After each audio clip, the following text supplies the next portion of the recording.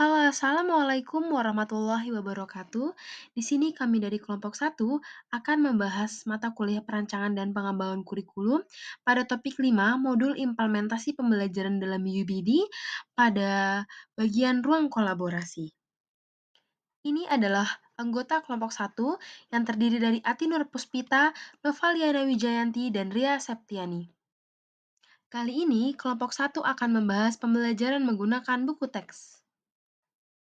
Pada kasus pertama, terdapat dua ilustrasi. Yang pertama, buku teks atau buku pegangan berfungsi sebagai salah satu sumber daya rujukan untuk dikaji sebagai landasan desain pembelajaran dengan tujuan yang spesifik dan hasil pembelajaran. Sedangkan ilustrasi kedua, buku teks atau buku pegangan adalah silabus atau penuntun seluruh kegiatan pembelajaran. Pertanyaan pertama, ilustrasi mana yang sering Anda lakukan? Satu atau dua, dan mengapa kelompok Anda memilih ilustrasi tersebut?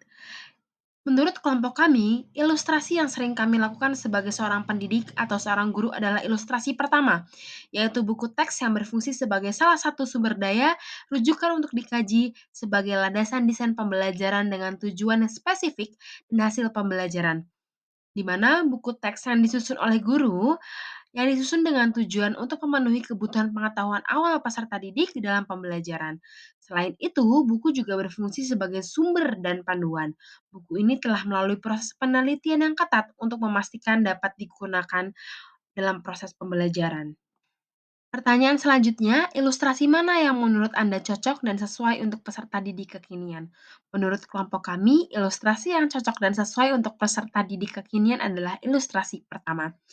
Hal tersebut dikarenakan masih adanya kebutuhan dalam proses pembelajaran untuk memiliki sumber referensi yang dapat dijadikan landasan dalam merancang pembelajaran dengan tujuan tertentu dan hasil pembelajaran yang terarah. Namun, hal ini tidak dapat menutup kemungkinan bagi peserta didik untuk mengeksplorasi sumber belajar tambahan di luar buku pegangan utama. Artinya, peserta didik mampu mengeksplor dari mana saja referensi yang didapat, baik dari internet maupun buku sumber lainnya. Karena peserta didik di masa kini lebih erat kaitannya dengan teknologi atau hal-hal yang berkaitan dengan era digital. Kasus kedua yaitu ilustrasi satu, hasil belajar yang diinginkan membutuhkan penilaian unjuk kerja yang bersumber dari keilmuan sebagai konten buku teks.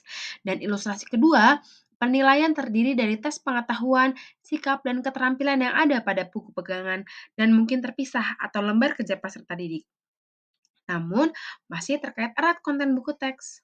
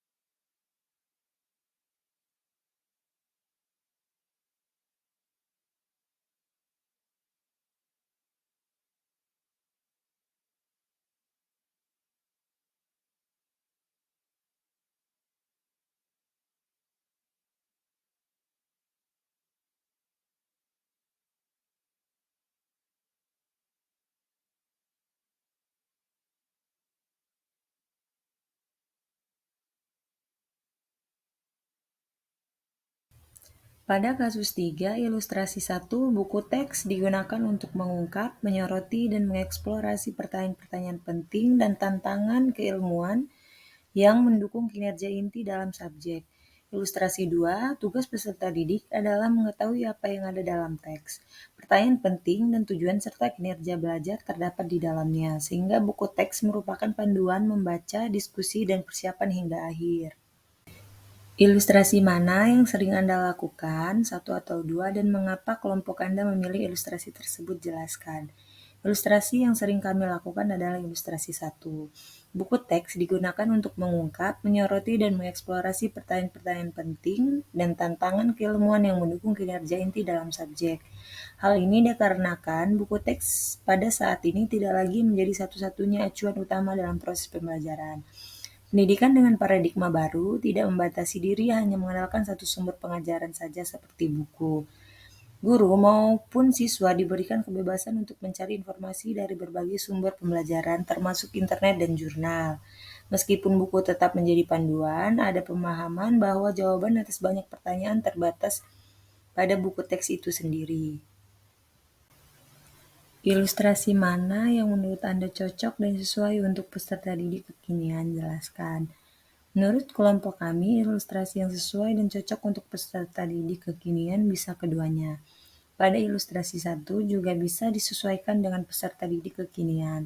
Di era digital zaman sekarang, kecenderungan belajar siswa lebih condong ke arah membaca literatur secara online, baik e-book, artikel, maupun jurnal online. Teknologi memberikan kemudahan akses di berbagai lokasi dan tidak membosankan untuk dibaca berkat fitur-fitur menarik yang menunjang proses pembelajaran. Kasus 4, ilustrasi 1. Buku teks tidak digunakan berdasarkan urutan penomoran, karena urutan membaca buku teks berdasarkan urutan tujuan pembelajaran yang diinginkan. Ilustrasi 2.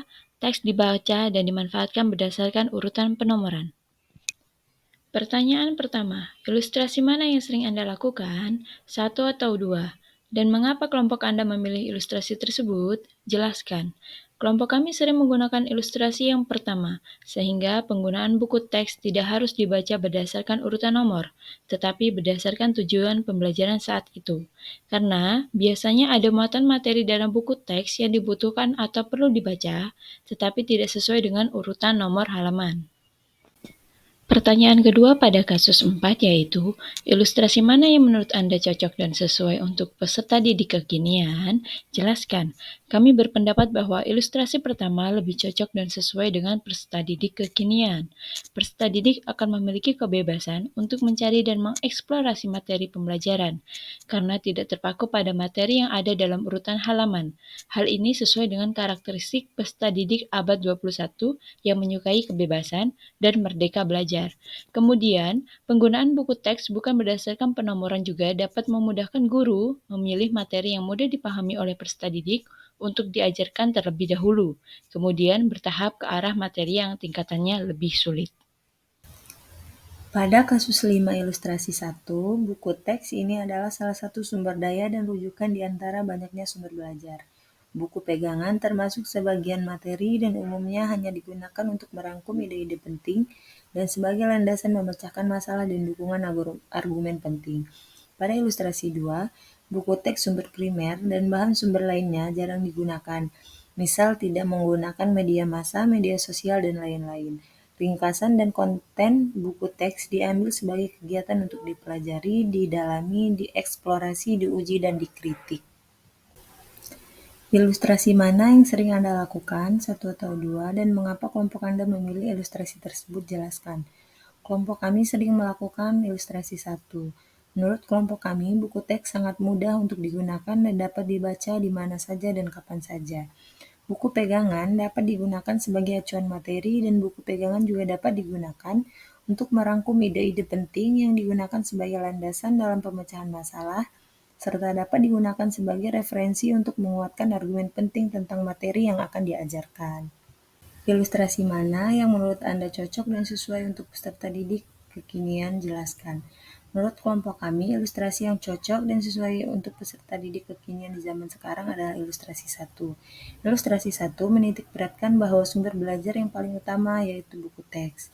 Buku teks dapat digunakan sebagai sumber belajar, sumber rujukan, dan referensi utama dalam belajar. Sedangkan pada ilustrasi 2 dikatakan bahwa buku teks sumber primer jarang digunakan. Sebagai sumber belajar dan bahan sumber lainnya seperti media massa, media sosial juga jarang digunakan. Padahal bisa digunakan untuk menambah wawasan dan dapat digunakan sebagai sumber belajar untuk memperoleh informasi yang lebih luas tentang materi yang akan diajarkan.